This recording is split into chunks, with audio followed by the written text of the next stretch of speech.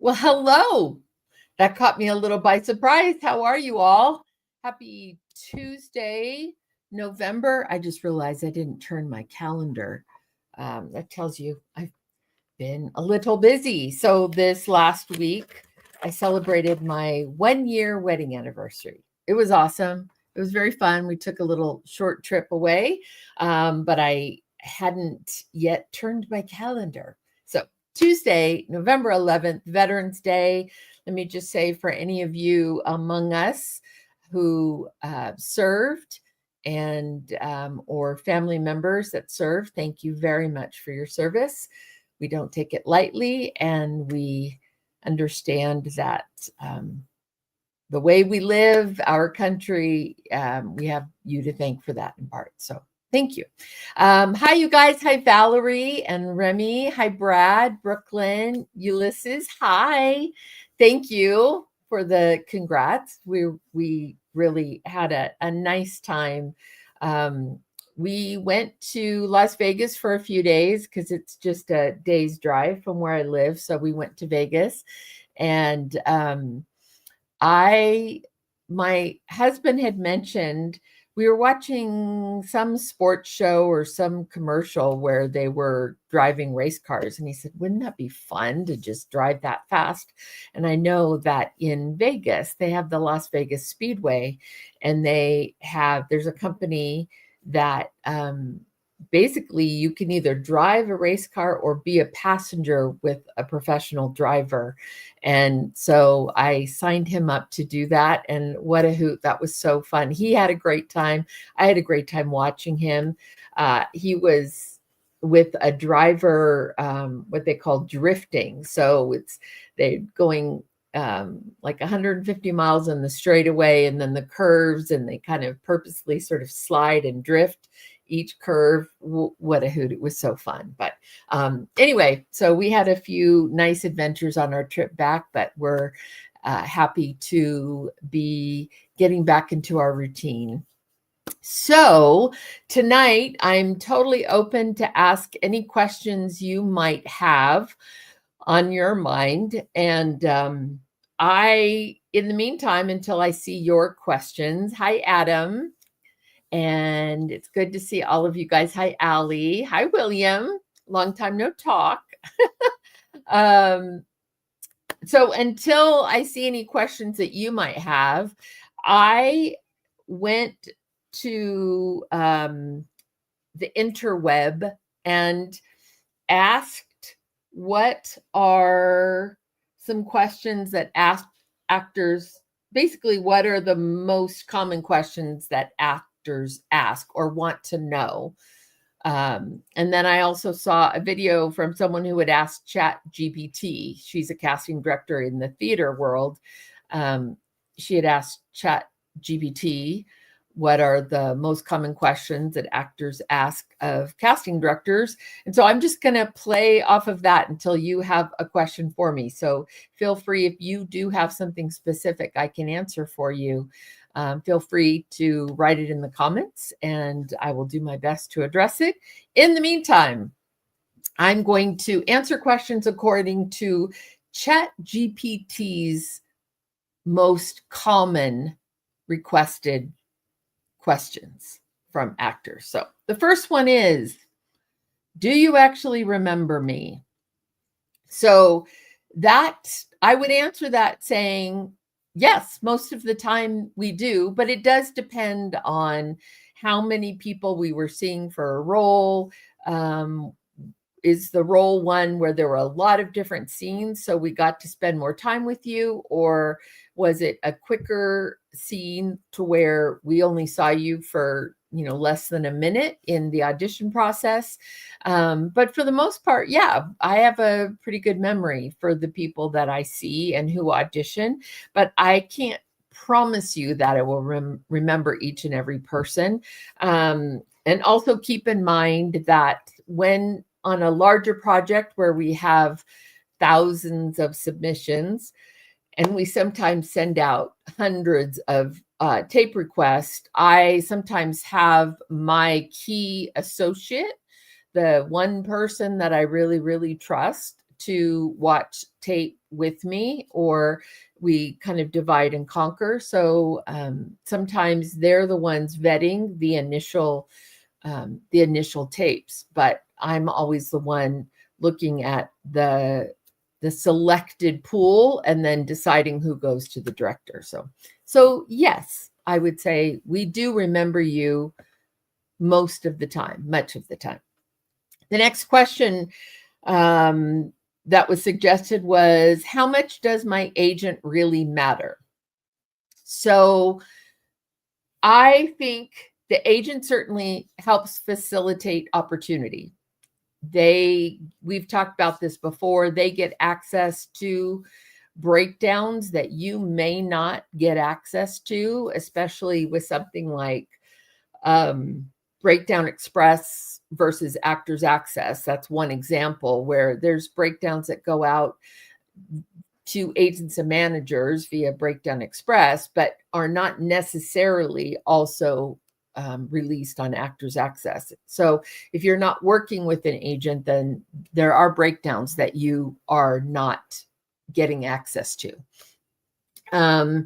So I would say that's probably the biggest place initially where there's a difference. If I am short on time and I have a very limited window of who I can see or how many I can see, there are agents that over the years I've developed relationships with, that it's not a matter of favoring them because I like them. That's not what it's about. It's about the fact that there's agents that over time have consistently brought me good talent. They've consistently vetted and submitted in a way that I can trust their submissions and I can trust the talent that they put forward. So if I'm short on time, if I'm short on space as far as how many people I can audition, and I need to be very, very targeted, then there are times where I may go to a certain agent or agency because I trust them and I trust the level of talent and the caliber of talent that they typically show me. But that's, to be honest, that's not very often that I'm in that situation, because I'm not doing, like episodic is one of those where it's a very, very fast pace typically. And so you don't have a lot of time to do broad searches. So that may be a case where you lean a little more heavily on those agents and agencies that have done very well for you in the past. But that's, I wouldn't, if you're someone who doesn't have an agent, I wouldn't be overly concerned that that means you're missing out on all these huge opportunities. But I am just being honest in that there are certain circumstances in which that is something that I would sort of default if I didn't have much turnaround time. An agent can make a big difference. So when we're actually casting and the final decision is being made, agent has really very, very little to do with that. So it really doesn't play into the actual decision making much, except if you have an agent that tends to be a problem, who tends to be difficult to deal with or difficult to negotiate with. And I don't mean, when I say difficult to negotiate with, I don't mean that, that they play hardball or that, that they stand up for you and they push for as strong a deal as they can get. I mean that agent that can be like insulting or disrespectful, and I've had them, trust me, or who I don't believe is drawing a line in the sand that's unrealistic. So for example, if we say, hey, this is all we have, this is the best we can do, this is all we have, and the agent says, well, then we're passing because that's not enough.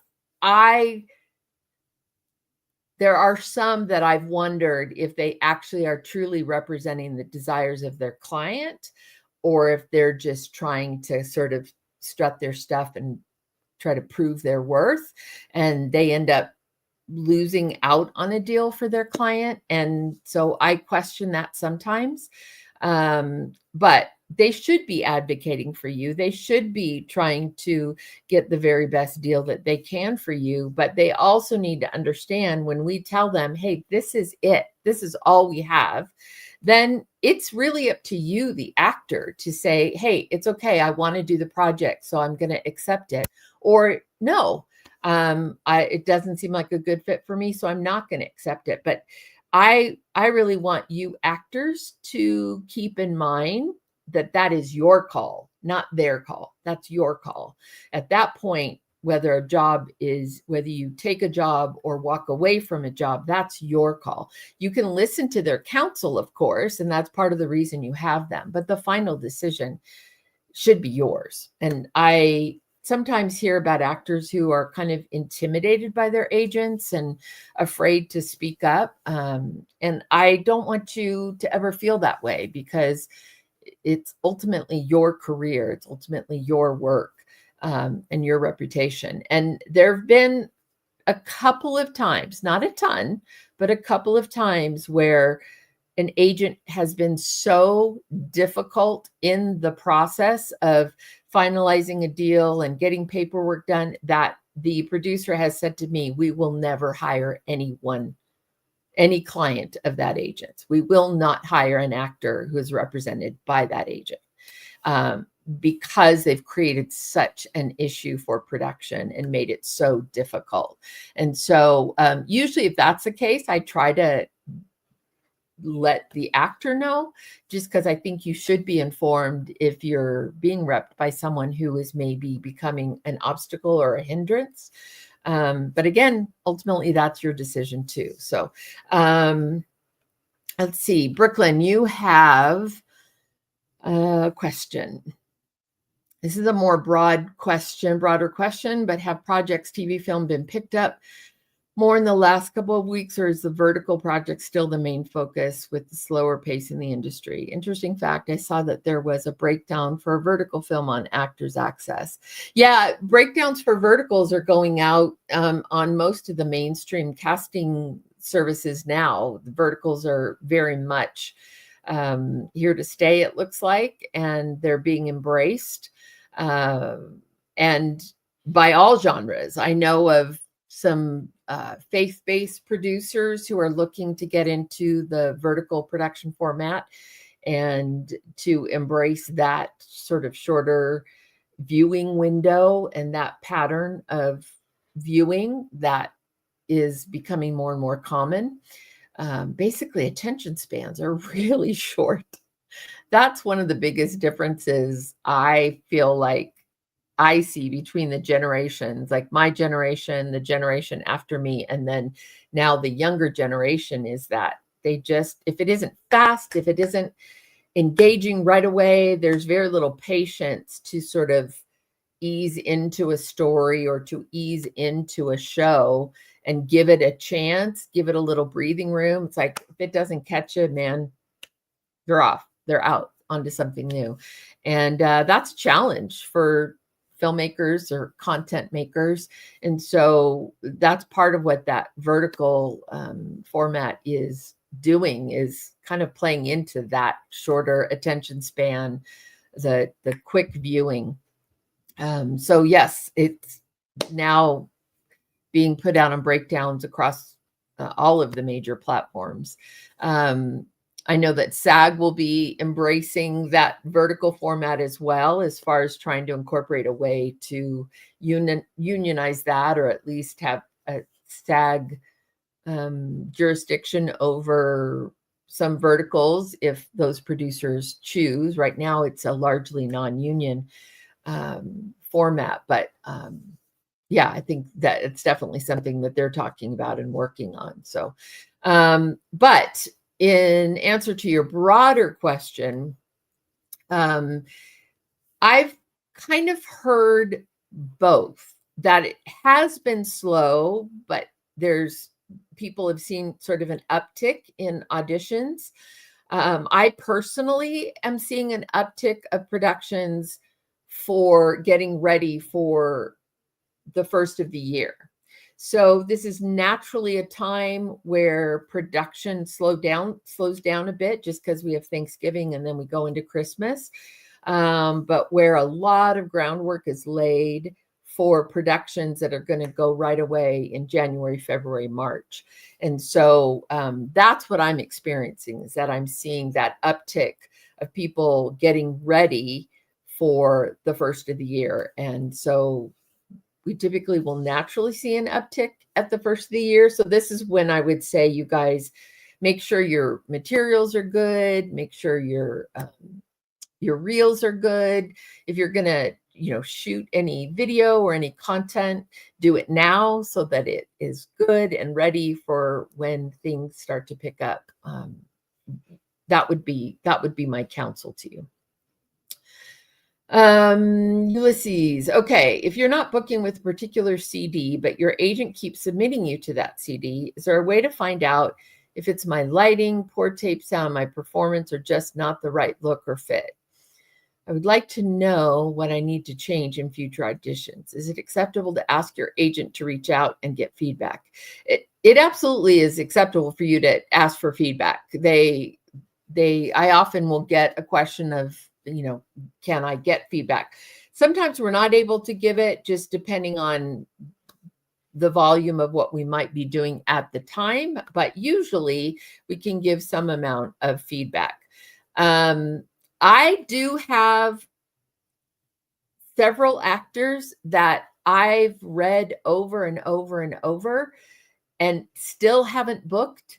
Alan Powell likes to laugh and joke that I've never cast. He's now hired me several times as a casting director, but I've not once hired him as an actor, for which he's very bitter.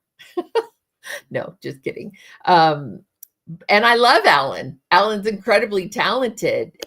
I haven't had the right project that's a good fit for him. So it's not personal at all. It's just that my projects haven't been the right fit. I happen to know him pretty well and kind of understand his vibe, his tone, all of that. For him, it's not a matter of skill or talent. It's just a type, a good fit for a given role.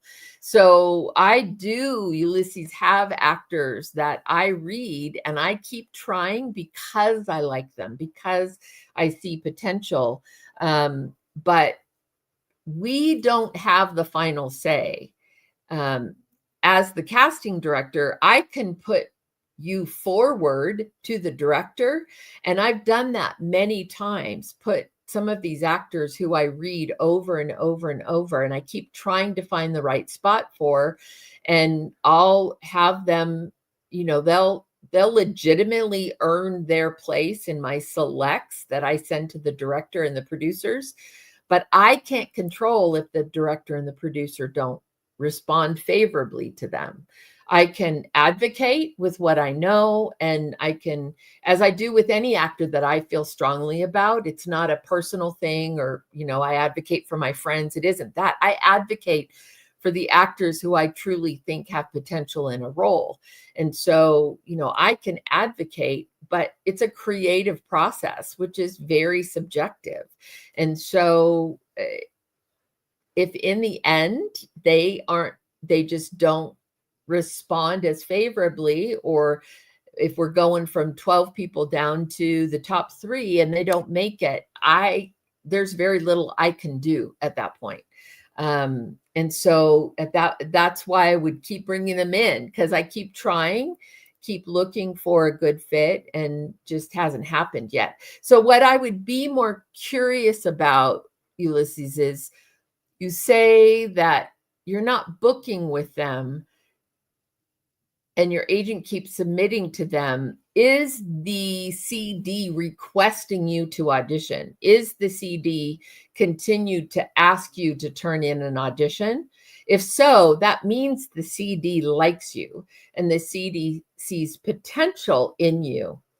But it may be just what I described, which is they keep putting you forward. They believe in you. They see that you have potential as a fit, But ultimately, when it comes down to the director making their final choices, for whatever reason, you're not in that final selection. And so that is out of the casting director's hands at that point. So that's what I'd be more curious about. And that's the question I would ask is the CD requesting you to audition? If they are, like, I don't request people to audition who I know but don't really feel strongly about. If I know you, if you've auditioned for me multiple times and I'm thought, they're just okay, I'm not going to keep asking you to audition. I'm just not. There's too many other people out there for me to send in auditions. So if I've seen you a couple times and it's not really been, great or outstanding, then, or memorable, then I won't keep asking you. So if they're continuing to ask you to audition, that's a good thing. So hopefully that's helpful. Let's see. Brooklyn, I'm hopeful and excited about what's coming up in the industry. Yeah. IMDb Pro is a great way to check into what's happening now and what will be coming soon. Yeah. IMDb Pro, really, you guys, it's a nominal cost for an incredible tool. You all should be using IMDb Pro. The Pro version, it completely changes the amount of information you can get about a project, the way that you can quickly research, like who's doing what are all their credits, kind of cross-referencing people, way easier in IMDb Pro. So I would suggest you all be using the Pro version for sure. Let's see. Lisa Gal, thank you for this live. So help for the actors. I'm a manager and appreciate you calling in my actors. Well, I appreciate your actors. So, it's a win-win. It really is. Working with great managers, working with great agents is a win-win because they help me, I help them. And like I said, those agents and managers who I get to consistently see great auditions from their clients, then it makes me trust them even more and kind of allows me to know, okay, this person, when they tell me, okay, this is a great actor, they may not be exactly right for the role, but I may still find this wonderful talent that I can keep in mind for things down the road. So Ivy, hi, Ivy, you turned 8. Oh, you turn 18 soon, but can still look like a preteen. Should I update my headshots to look younger and also as an adult? I wouldn't try too hard to look too young, only because sometimes it just looks so put on and like you're trying too hard. Ivy, I happen to know you, so you do look very young. So I think, yes, you could style yourself on the younger side to show that you can play younger, and that is going to be an advantage for you as an 18 to play younger. So take advantage of that. So yes, just style yourself younger. It could be the way that you style your hair, the colors that you wear, but don't overdo it. Don't try too hard and try to look like 12. Okay. Because the reality is life experience at 18 is very different than life experience at 12. And while you may, for like a commercial or a print job, be able to make yourself look younger, you can't undo the life experience that you've lived, which just adds to a level of kind of maturity. So the likelihood that you're going to play preteen, like 12, I think is very slim, personally. I'm not going to say never, but for an actual role of significance, that may be a challenge. Maybe a one-line role or something smaller, like I said, a commercial, then that could happen. But you absolutely, 13, 14, 15, that's probably the sweet spot. And the 18 to play younger is going to be to your advantage. So I just wouldn't force it to try to go 12. I think that's a push. And even knowing how young you do look, I still think that's kind of a push. Yeah, there's a big difference between 12 and 13 developmentally at that age, maturity wise, just a lot of things happen physiologically and emotionally, and they're very different. So anyway, that's my opinion. Let's see. I know you said you're okay with feedback, but I'm a manager. Most of the time the feedback is they were great, but they went another direction. Is it still okay to ask? Never want to annoy. Yeah. And sometimes, Lisa, that really is just the feedback. There was nothing negative, especially for those actors, like I said, who I may have auditioned over and over and over, and I keep kind of trying to find a spot for them. It may not be a negative. They didn't do anything wrong. So there's really no feedback to give other than they weren't the right fit and they took the role another direction. So sometimes that's all you'll get. If there's something that I could tell you where it is constructive and there is something specific that the actor could work on or could take action on that would make a difference, then, I'll certainly try to let you know that. But much of the time, their audition was good. It just wasn't it.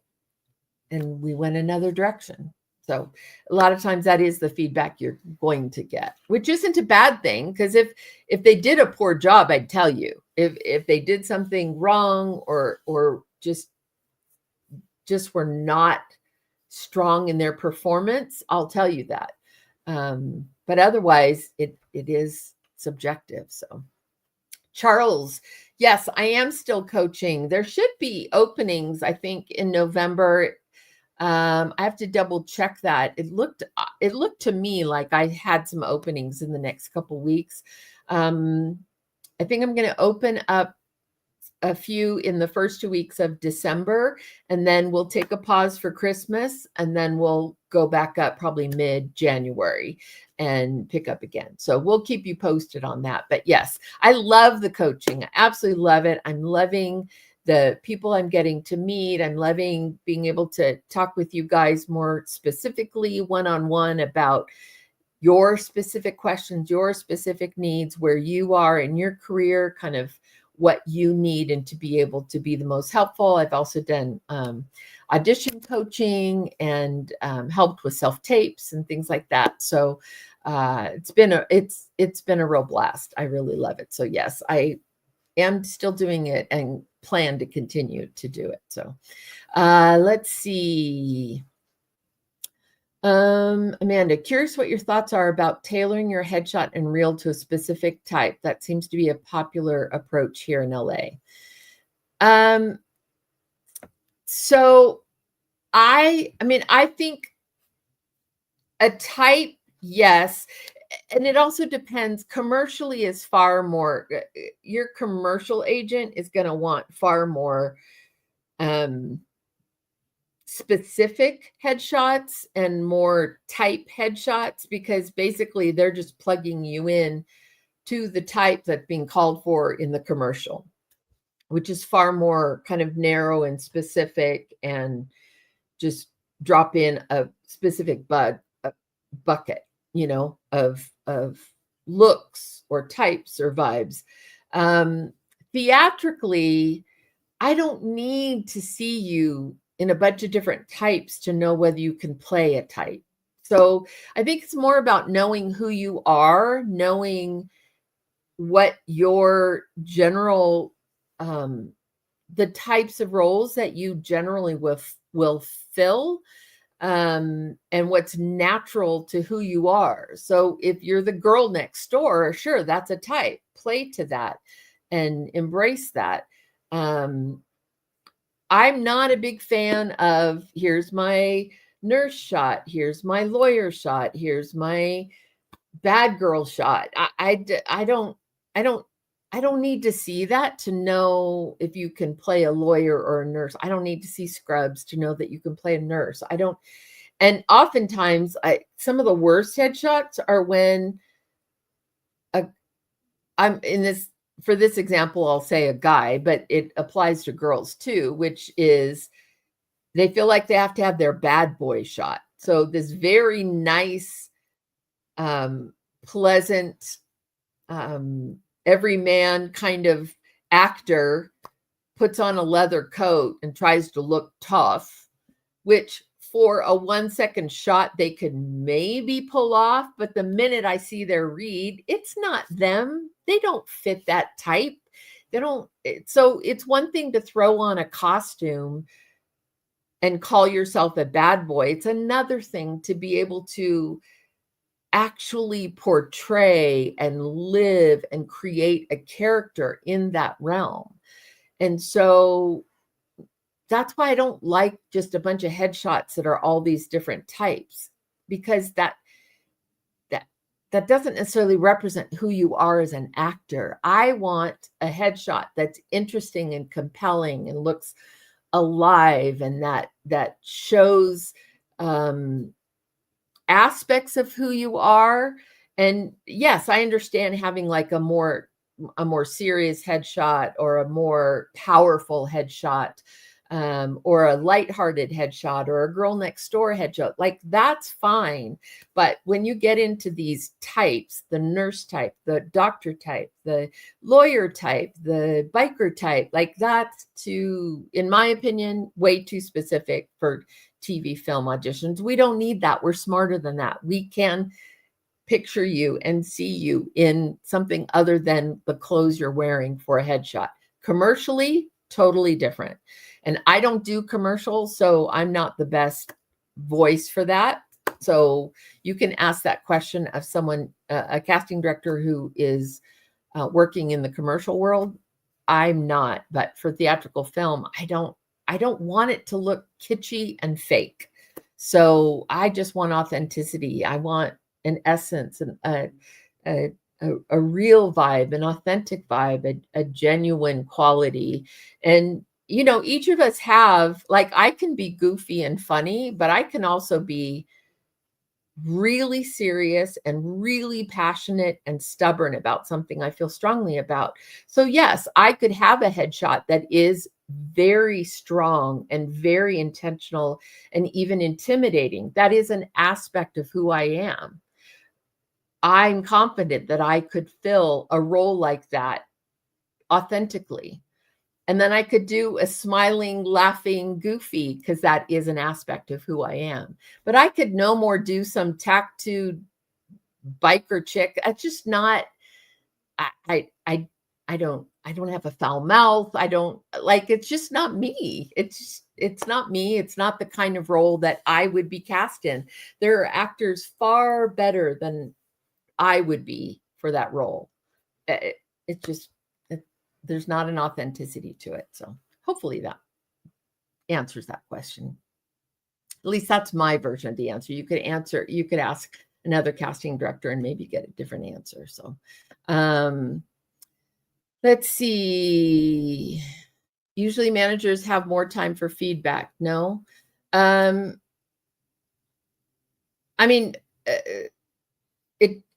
it depends. It's really about whether the casting director has time to give you the feedback. I think agents ask a lot all the time, but yes, on one aspect, you're right. Yeah, because managers typically have fewer clients. So as far as having the time to seek out the casting director and ask for feedback, you're probably right.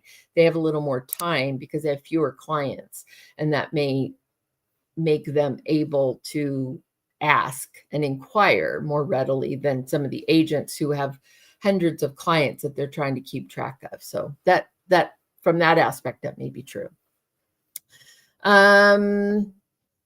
William, I had my first, that was very nice of you. We had a really good session together tonight, coaching right a little bit before our Let's Talk Tuesday session. And it was great. I got to know William a little more, understand him. And that's the one thing about the one-on-ones is it does allow me, I think, to give more specific feedback and direction, because I get a little bit more of an essence. Plus, I have time to look at your materials and kind of go in already prepared a little bit. But William, thank you for your feedback and for that compliment. I really enjoyed our time together as well. So yeah, I can't wait to see how things go for you, and can't wait to see how you implement some of those things. I'm excited for you. Let's see, Chase. Hello, Chase. Oh, and Charles, I'll be excited to see you signing up. Chase, any advice for two-line network co-star auditions? Seems hard to bring artistic creativity or backstory to a character when a waiter's saying anything else for you all. You bring a different approach, it doesn't fit. You're supposed to blend in somewhat. Chase, you're exactly right. And that is always a challenge, those roles where it's, and yes, I would still create somewhat of a backstory for yourself in that, are you well, a lot of that, I was going to say, are you a shy person? Are you confident? Are you very skilled in your job? Are you newer? Or is there any hesitancy? But some of that is a direction thing. So understanding the whole context of the scene will probably inform you as to how you might play that or not play that. I think that your best thing to do in that case is to be authentic. So if there's something that you feel like you can bring, or a way to say those lines that is very unique to you, like for example, Chase, you are very personable, very friendly, you have a great smile. So I would use that. I would use the charm that you inherently have. I would bring that to the lines, because what you don't want is to just fall in the middle with everyone sort of stoically saying these two lines. You want to bring a piece of you to everything. So I would definitely make a decision about the character and bring something to it, if that makes sense. We don't, sometimes in a role like that, we'll see audition after audition, and it's literally like, anything else for you all? Next one. Anything else for you all? Next one. Anything else? You know what I mean? And then you have someone that comes in and goes, well, anything else I can get you all? Or you don't necessarily even have to change the lines, but comes in and big smile. Anything else that I can get you all? You know what I mean? Just anything. That's like, somehow that's a way I might say it, because I'm kind of a little more animated in my speaking voice and in my tone. And like I said, I know you, and I know you have a nice smile, and you're very charming. I would use that. I would bring that to the table rather than try to kind of tamper that back and become sort of just vanilla. I would keep who you are in it, because those are the things sometimes that just, even in those two lines, can be the, oh, I like him. He's charming. Let's go with him. Rather than just being vanilla. Does that make sense? Does that help you at all? I hope it does. Hi, Joy Lynn. Oh, love you too. That's wonderful. Ellie Jones, what is the best way to start an acting career from home? I'm 17 and would love to start getting into acting, but I've never had a past in acting, only singing, especially if I would want to pass it down to younger siblings. Ellie, I would start with doing some study. I would start with researching actors that you like. There's plenty of material online where you can look at actor interviews. I would watch some of the movies and TV shows that you really like, not so much from an entertainment standpoint, but go back and watch with a more specific eye towards their performances. What is it about their performances that you like, that you are drawn to? I would do some work to understand the craft of acting. And then I would, if you can, take a class. And again, there's online Zoom classes that you can take. Several teachers who, ever since the pandemic, have continued to do Zoom workshops and Zoom classes. So I would tell you to do that, partially because I think it would be good for you just to understand who you are as an actor and what are your strengths, maybe what are some of your weaknesses, where does your natural ability lie, just as a starting point. And then from that, you can build. And then there's things you can do by doing some self-taping on your own to understand what that mechanism is like. But I would start with a class personally, to just help you, again, just understand where you are and kind of what is your 0 point, what is your starting point from which you would be building. And that would also allow you to get really good feedback as well. So, but there is a lot you can do from home. There's classes you can take from home. There's research that you can do online. There's resources you can watch, interviews you can watch. And then self-taping, just as a matter of exercise, self-taping scenes and what would be basically a version of a self-tape audition, but you're not actually auditioning. You're doing the self-tape as a matter of exercise. And then seek out those who could give you some honest feedback and help you to know, again, what are your strengths, what are maybe some of your weaknesses, the things that you would want to work on, but what are those natural abilities and what is that natural quality you have to you, just as sort of your base starting point. So let's see. Oh, Brooklyn, you're so sweet.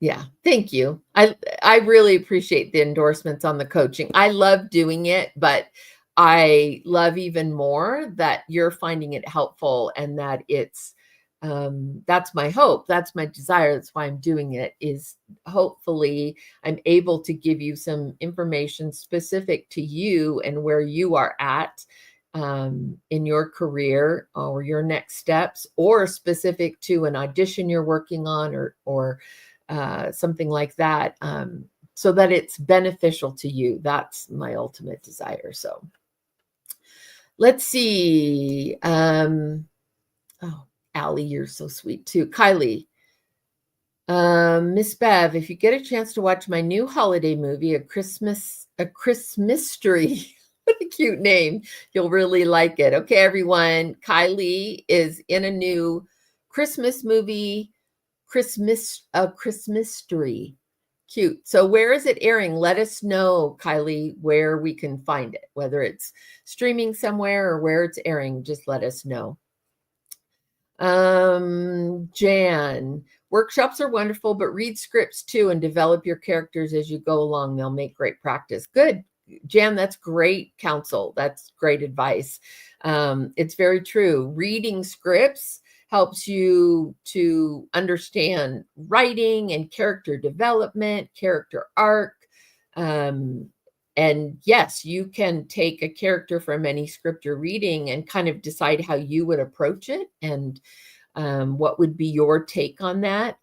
It's interesting to maybe read a script of a piece you haven't seen, kind of develop your theory on how you would play it or how you would take it, and then see maybe how the actor who got cast in it plays it. That can be really interesting too. Let's see. Okay, I'm going to go back to the questions, the chat GBT questions. See, I'll just highlight one or two, and then let's see. So, well, I kind of answered this before. One of the questions was how much of casting is truly in the CD's control, and really, in the beginning, it's a lot in the casting director's control, because we're the ones looking at the submissions, making the decision about who we want to have audition for each role, and then we're the ones who are reviewing all of those mass submissions. The place we have probably the most amount of influence is determining who is in that small selects group that goes to the director and producers. That's where we can, basically, we're saying this is the cream of the crop. These are the people we think are most fitting and most qualified. And that's where they're hiring us because they trust us to make that call, to make that decision. Either they know our work, or we feel like we have a similar taste level or a similar look on the character. And so they have a confidence that what I bring them will be consistent with what they're looking for. So that's the place that I have probably the biggest influence, is in that final group that I send to the director and producer. Now, there have been times that I'll send them, say, a group of 15, and none of them are quite right. And so then I go back to, so we get the full submissions. I'm just going to throw out numbers, say 250 auditions, and I'll narrow that down to, I kind of do an ABC rating. I'll narrow it down to A's and B's. And I'll send the A's off to the director and producer, and they may come back and go, oh, it's not quite right. They'll explain to me what's missing or what they're looking for that they're not finding. And then I'll go back through any of the A's that I didn't initially send to them. I'll go through the B's. Sometimes I'll even just go back to the greater pool if they've given me something, because sometimes they'll literally change their mind. Like, we thought we wanted this, but now seeing the lines read and performed, we realize we want this. So then I'm going back, really making completely different choices. But usually that small group, within that small group that I send to the producer directors, and they narrow it down even farther into those people that they want to see for a callback. From that point forward, I give my opinions. When I'm asked for my feedback, I give it.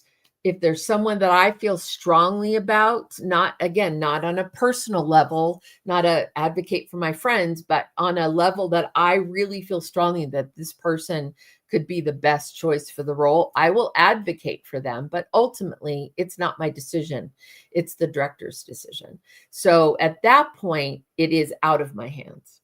That's why I say there are those people like Ulysses we brought up earlier, who I keep asking to audition because I really believe in them. And I feel like one of these days we're going to find the right fit. But if the director's not choosing them in their final, 3 or 4 or 5 people, I can't force that. I can tell them why I think that person would be great. I can ask them to, I can find other materials and say, hey, let me show you their reel, or, whatever I can do to advocate for them. But at the end of the day, it's their decision. So that at that point, it is out of our hands. So that gives you an understanding as to where the casting director really has the most influence, and then the point at which we have very little influence. The final decision is not ours. Oftentimes, it's what our final decision would be and what the director's final decision is identical, but sometimes it's very different. There's been plenty of times where, maybe there's 3 candidates and I would have chose number 3 and they chose number 1. And it could go either way. It's just a matter of maybe who they just got a better sense from, or felt connected to, or felt like they had a better communication with. There's a lot of reasons they make the final choice that they do. But it's not always exactly the final choice I would have made, but I'm not the director. They are. So I completely respect that. So let's see. Susan, once you nail down the technical aspects of self-taping, then you can really play and work your craft of acting. Yeah. Yeah. And I think that is part of it. Learning just the technical side of self-taping. What does that involve? How do you do it? What do you need as far as like lighting and backdrop? Where would you do it?